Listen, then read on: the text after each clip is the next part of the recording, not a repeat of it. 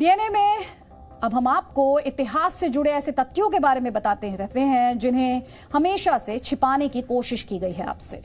आज भी हम इतिहास से जुड़ा एक और अनसुना सच आपको बताने जा रहे हैं। आपको याद होगा पिछले दिनों हमने दिल्ली के कुतुब मीनार का सच आपको बताया था। आपको यह जानकारी दी थी कि कुतुब परिसर में मस्जिद और मकबरों का निर्माण 27 हिंदू और जैन मंदिरों को तोड़कर किया गया था। आज डीएनए में हम आपको देश के पहले मकबरे की कहानी बताएंगे जिसके नीचे ध्वस्त किए गए मंदिरों के दमन की कहानियां दबी हैं। यह मकबरा सुल्तानगढ़ी के नाम से मशहूर है। कुतुब मीनार से इसकी दूरी मात्र 6 किलोमीटर से थोड़ी ही ज्यादा है, यानी ये कुतुब परिसर से कुछ ही दूरी पर स्थित है। इस मकबरे का निर्माण वर्ष 1231 में दिल्ली सल्तनत के तीसरे शासक इल्तुतमिश ने करवाया था, यानी वर्ष 1192 में जब तराइन की दूसरी लड़ाई में मोहम्मद गोरी ने पृथ्वीराज चौहान को हराया, उसके बाद दिल्ली में इस्लामिक ढांचों, मस्जिदों और मकबरों का निर्माण शुरू हुआ। इल्तुतमिश के शासनकाल में कुतुब मीनार का भी विस्तार हुआ। फिर वर्ष 1231 में इल्तुतमिश ने अपने बड़े बेटे नसीरुद्दीन महमूद की याद में इस मकबरे का निर्माण कराया। इसके बाद इल्तुतमिश के 2 और बेटों को इस मकबरे में दफनाया गया। आज यहां इल्तुतमिश के तीनों बेटों की कब्र मौजूद है। ये वो तमाम बातें हैं जो इतिहास में बताई जाती हैं, लेकिन इस सच को हमारे देश के इतिहास में उतनी प्रमुखता से पेश नहीं किया गया कि भारत का पहला मकबरा भी मंदिर तोड़कर बनाया गया था।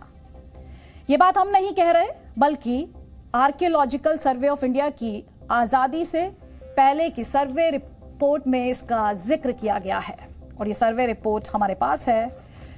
ये रिपोर्ट एंशिएंट इंडिया के नाम से वर्ष 1947 में प्रकाशित हुई थी और इसमें 3 बड़ी बातें लिखी थी। अब ये 3 बड़ी बातें क्या हैं, आपको डिटेल में विस्तार से बताते हैं। पहली बात इसमें यह लिखी है कि इस मकबरे का निर्माण ध्वस्त किए गए हिंदू मंदिरों के अवशेषों से किया गया था। दूसरी बात यह लिखी है, इस मकबरे के निर्माण के समय हिंदू कलाकृतियों को इस्लामिक रंग रूप दिया गया। तो इस्लामिक रंग रूप दिया गया हिंदू कलाकृतियों को। और तीसरी बात, इस मकबरे के अंदर का जो ढांचा है और जो गुंबद और स्तंभ हैं, उन पर भी हिंदू कलाकृतियों के सबूत मिल जाते हैं। सबसे बड़ी बात, इस मकबरे के परिसर में गौरी पट्टा भी मौजूद है जिस पर शिवलिंग को स्थापित किया जाता है और ये सबसे बड़ा सबूत है जो ये बताता है कि जिस जगह ये मकबरा है वहां पहले मंदिर हुआ करता था। इस रिपोर्ट में और क्या बातें लिखी हैं मैं आपको पढ़कर बताने जा रही हूं। तो ये गवर्नमेंट ऑफ इंडिया का department of archaeology central archaeological library में ये रिपोर्ट, और इस रिपोर्ट के पेज नंबर 8 पर अगर हम बात करें, और जिस हिंदू कलाकृतियों की बात हम यहाँ पर कर रहे थे और मैं इस पेपर से अब कोट करने जा रही हूँ, ये पेपर अंग्रेजी में है तो मैं अंग्रेजी में क्या लिखा है वो मैं आपके सामने रखने जा रही हूँ। And I coat, The Hindu elements in the architecture of the monument are apparent in the dome of the mosque and the partly defaced Hindu motifs on some of the pillar brackets of the western colonnade। यानी जिन हिंदू कलाकृतियों की बात हम कर रहे थे उन्हीं का जिक्र इन जो लाइनें मैंने अभी आपके सामने पढ़ी उनमें साफ तौर पर किया गया है और हिंदू मोटिव्स की भी यहाँ पर बात की गई है। अभी गौरी पट्टा के बारे में मैं आपको बता रही थी तो उसके बारे में लिखा गया है, and I quote, the presence of a Gauri Patta यानी receptacle of a linga in the pavement of the western colonnade is a further significant point. Furthermore, the marble stones in the external facade of the mosque are serially numbered, indicating their removal from elsewhere. Indeed, so prominent are the Hindu features that Cunningham was led to believe, and I quote, that the tomb of Sultangarhi with its domes of overlapping courses appears to be pre-Mohammedan. यानी जो हिंदू कलाकृतियों के निशान की बात और उनकी छाप की बात की जा रही है, ये रिपोर्ट उसकी तस्दीक करती है। और इसीलिए, क्योंकि हम तथ्यों पर बात करते हैं, इसीलिए क्या लिखा गया है वो हमने आपके सामने वर्बैटिम रखा है। ऐसा माना जाता है कि 7वीं से 11वीं शताब्दी तक जब उत्तर पश्चिम भारत में गुर्जर प्रतिहार राजवंश का शासन था, उस समय सुल्तानगढ़ी स्थित जगह पर हिंदू मंदिरों का निर्माण हुआ था। लेकिन दिल्ली सल्तनत की स्थापना के बाद इन मंदिरों को नुकसान पहुंचाया गया। भारत के पहले मकबरे की नींव भी हिंदू मंदिरों को ध्वस्त करके रखी गई। लेकिन ये तथ्य एक बेईमानी के तहत इतिहास से दूर रखे गए। हमारी टीम ने सुल्तानगढ़ी में जाकर इस विषय पर काफी अध्ययन किया, काफी रिसर्च की और इस दौरान हमें कई चौंकाने वाली जानकारियां मिली। हमें रिपोर्टिंग के दौरान वो गौरी पट्टा भी दिखा जिसका जिक्र अभी मैंने आपके सामने किया था, जिस पर कभी शिवलिंग स्थापित रहा होगा। आज दिल्ली के सुल्तानगढ़ी से ये विशेष ग्राउंड रिपोर्ट आपको ध्यान से देखनी चाहिए, क्योंकि ये रिपोर्ट आपको ये बताएगी कि कैसे भारत का मध्यकालीन इतिहास मुस्लिम शासकों के नजरिए से पेश किया गया और अब तक आप भी इस पर विश्वास करते रहे। लेकिन आज सच देखने का और सही इतिहास जानने का दिन कह सकते हैं आप।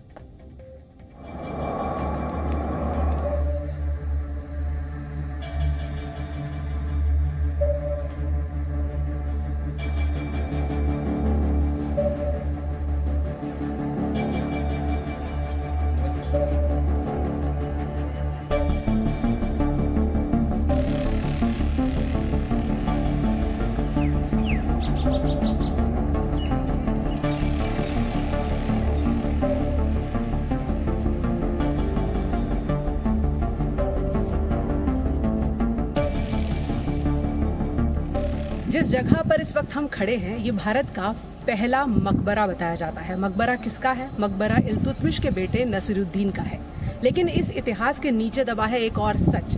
हिंदुस्तान में पहला मकबरा जिसे कहते हैं, ये भी किसी मंदिर पर ही बनाया गया है, क्योंकि ऐसे बहुत से साक्ष्य हैं। ASI की ऐसी रिपोर्ट है जो इस बात की तरफ इशारा कर रही है कि भारत में मुगलों के नाम पर अब तक जो भी स्थापित है, उन सब के नीचे कहीं ना कहीं हिंदू मंदिरों के विध्वंस की कहानी छिपी हुई है। ऐसी ही एक कहानी एक और हम यहाँ से लेकर आ रहे हैं दिल्ली के सुल्तानगंज से।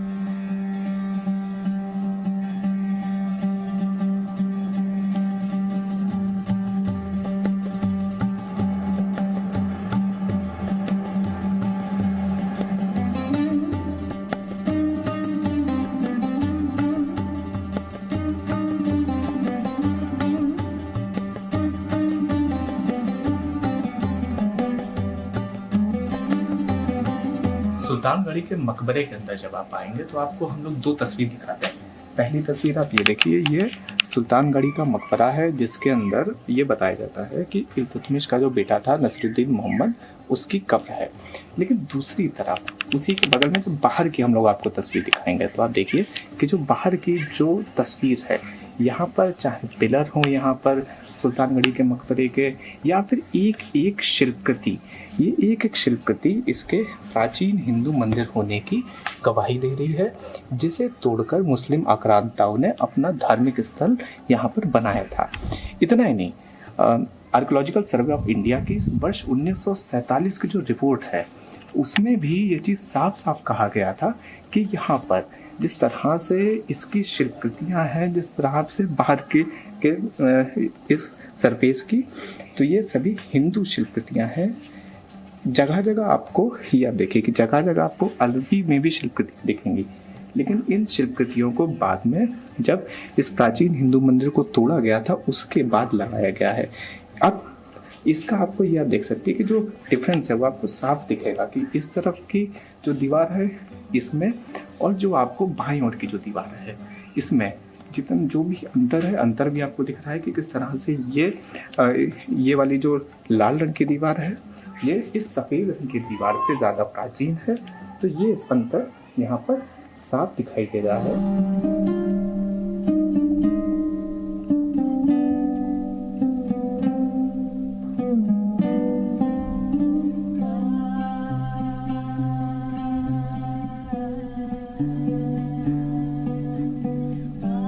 आर्कियोलॉजिकल सर्वे ऑफ इंडिया की साल 1947 की रिपोर्ट में सुल्तानगढ़ी में गौरी पट्टा का जिक्र करा गया था। गौरी पट्टा उस चीज़ को कहते हैं, उस स्थान को कहते हैं जिसके ऊपर शिवलिंग को स्थापित करा जाता है। तो अब आपको गौरी पट्टा दिखाते हैं। ये जो आपको जगह दिखाई दे रही है, जिसके ऊपर आप देख सकते हैं कि अभी गंदगी भी पड़ी हुई है और पानी भरा पड़ा है। यही वो गौरी पट्टा है जिसके ऊपर प्राचीन शिवलिंग स्थापित था, जिसको भारत में जब इस्लामिक आक्रांता आए थे तो उन्होंने उस शिवलिंग को तो हटा दिया, लेकिन ये जो गौरी पट्टा है ये आपको अभी भी दिखेगा। भाई इस गौरी पट्टा को क्योंकि वर्षों से ऐसा लग रहा है कि जैसे साफ़ नहीं करा गया है, तो हम ही लोग इस गौरी पट्टा को साफ करते हैं। और एक बार आपको पूरा इसको दिखाते हैं इस गौरी पट्टा को। ये आप देखिए इस तरह से इसके अंदर गंदगी जमी हुई है। ये आप देखिए, ये है वही प्राचीन गौरी पट्टा जिसका ASI की रिपोर्ट में भी जिक्र करा गया था। और गंदगी आप देखिए कि किस कदर इसके अंदर भरी पड़ी है। अब आपको थोड़ा सा साफ दिखाई दे रहा होगा इस गौरी पट्टा में कि इसी के ऊपर शिवलिंग स्थापित था, जिस शिवलिंग को इस्लामिक आक्रांताओं ने यहाँ से हटा दिया। और हटाने के बाद क्या करा, ये भी तस्वीर आपको दिखाते हैं। ये आप देखिए, यहाँ पर शिवलिंग स्थापित था जिसको तो हटा दिया, लेकिन शिवलिंग को हटाने के बाद यहाँ पर देख सकते हैं कि अपना एक तरह का इस पूरी जगह का इस्लामीकरण कर दिया था इन्होंने। या देखिए अरबी में, यहाँ पर अरबी में, फ़ारसी में आपको शिल्पकृतियाँ भी दिखेंगी, लिपियाँ भी दिखेंगी। तो ये कुछ ऐसी चीज़ें हैं जो यहाँ पर सुल्तानगढ़ी में जब आप आएंगे तब आपको दिखाई देंगी।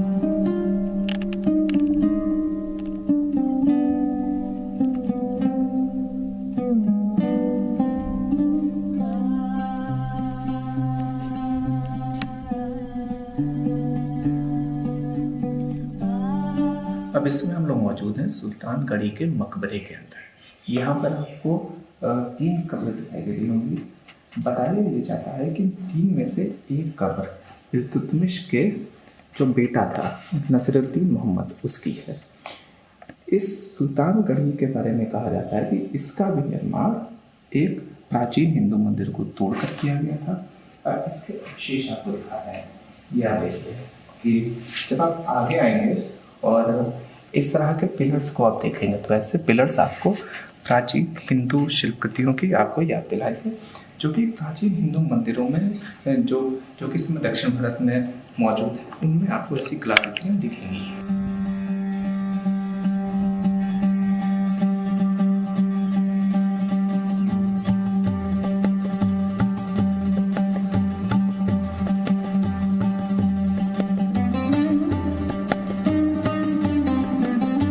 सुल्तानगढ़ी के जब आप परिसर के अंदर आएंगे तो यहाँ की दीवारों के अलावा यहाँ पर सुल्तानगढ़ी में जो गुंबद है, ये आप गुंबद की इस समय आप देखिए तस्वीर, इस गुंबद की जो बनावट है ये बनावट मंडप्पा स्टाइल में है। मंडप्पा स्टाइल के जो गुंबद होते हैं वो उनका प्रयोग हिंदू मंदिरों में होता है।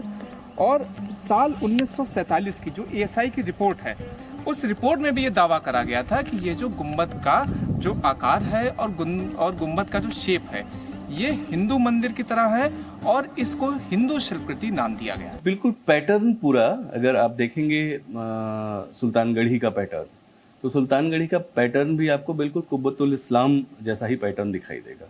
जैसे कुब्बतुल इस्लाम मस्जिद बनाते हुए हिंदू मंदिरों, हिंदू और जैन मंदिरों को तोड़ा जा रहा है, उसके मलबे को जहाँ तहाँ प्रयोग किया जा रहा है।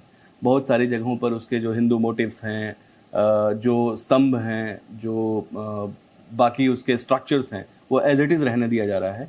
सेम पैटर्न सुल्तानगढ़ी के, जबकि छोटा परिसर है कंपैरेटिवली, लेकिन फिर भी अगर ओवरऑल देखें तो खैर लगभग 60 एकड़ का प्रेमाइसेस है, लेकिन जो स्ट्रक्चर्स हैं, वो जो बिल्ट स्ट्रक्चर्स हैं वो बहुत बहुत विशाल नहीं है, लेकिन पैटर्न वही अपनाया जा रहा है। उसमें उतना ही जितना उनको इस स्ट्रक्चर को तोड़कर अपने मकबरे के रूप में तब्दील करने की ज़रूरत थी, जिसमें कम से कम श्रम लगे, कम से कम धन लगे, कम से कम समय लगे, कम से कम मटेरियल लगे, ये तकनीक अपना रहे हैं।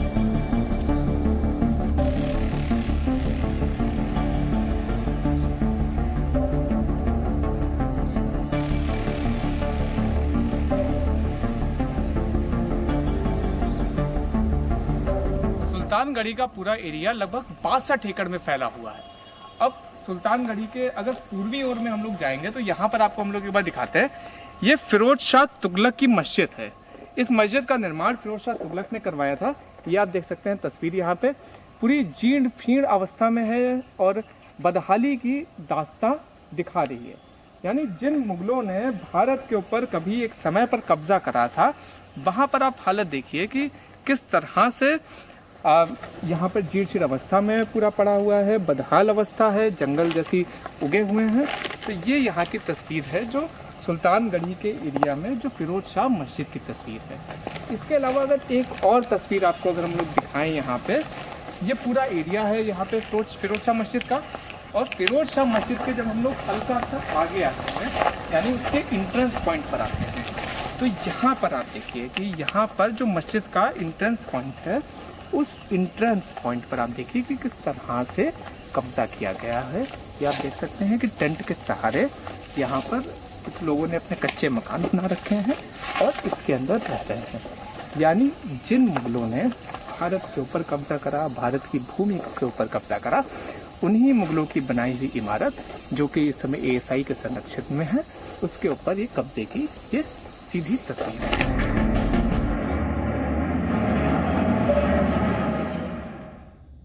हमारे इतिहास की किताबों में मुस्लिम शासकों द्वारा बनाए गए महलों, किलों, मकबरों और यहाँ तक कि बगीचों की भी तारीफ की गई है, लेकिन किसी ने आपको ये नहीं बताया कि इन्होंने कितने हिंदू मंदिरों को तोड़ दिया था। हमें ये तो बता दिया जाता है कि देश की राजधानी दिल्ली में मौजूद कुतुब मीनार कितनी शानदार कलाकृति है और कैसे इसका निर्माण बाहर से आए आक्रमणकारियों की दूरदर्शी सोच का नतीजा था। लेकिन ये नहीं बताया जाता कि जिस जगह पर कुतुब मीनार है वहां कभी 27 हिंदू और जैन मंदिर हुआ करते थे और फिर मंदिरों की जमीन पर कुतुब मीनार खड़ी कर दी गई। अंग्रेज और वामपंथी इतिहासकारों ने तो यह भी साबित करने की कोशिश की कि संस्कृत भाषा और वैदिक संस्कृति को विदेशी भारत लेकर आए थे, जिन्हें आर्यन कहा जाता है। हालांकि कई स्टडीज में साबित हो चुका है कि भारत में आर्यों के आने की कहानी मनगढ़ंत है और इसके कोई पुख्ता सबूत नहीं है। वामपंथी इतिहासकारों ने बताया कि सरस्वती नदी सिर्फ पौराणिक कल्पना है और इसका असल में कोई अस्तित्व नहीं है, जबकि इसका जिक्र ऋग्वेद में कई जगह आता है।